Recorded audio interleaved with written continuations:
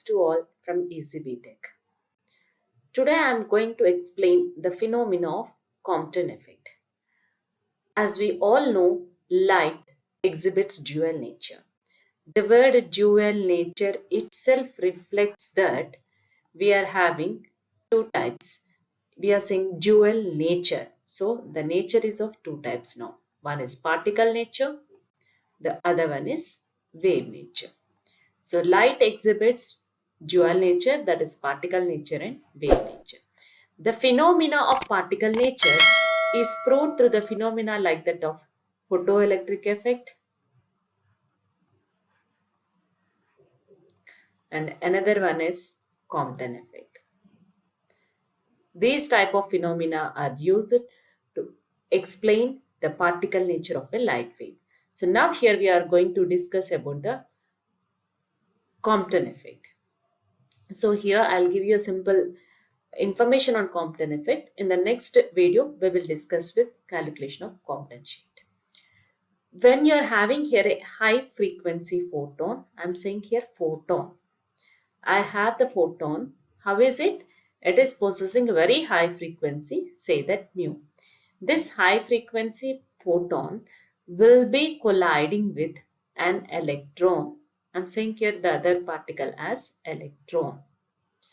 So when we are having this high frequency photon to be colliding with an electron, that means your photon is moving but your electron is at rest position.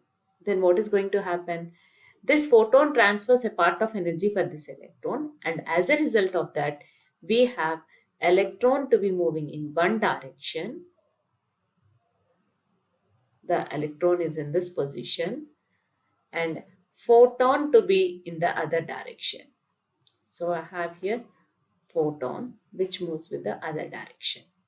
Instead of going with incident direction, this photon and electron are now moving in opposite or not other directions. Instead of going with this incident direction, photon is going with one direction, say that the angle is phi, and electron is moving with another direction, say that angle is theta. This is the incident photon, rest electron, scattered photon, and recoiling electron. So when this high frequency photon has collided with electron at rest, a part of energy of photon has been transferred to the electron. As a result, we have a loss of energy with the photon. So its frequency has been changed and it becomes some other frequency. For example, say it as mu prime.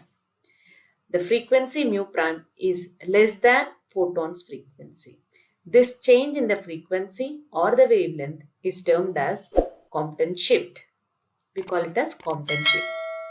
So finally, we define Compton effect as when a high frequency photon collides with an electron at rest position, the frequency of the scattered photon is less than that of incident photon.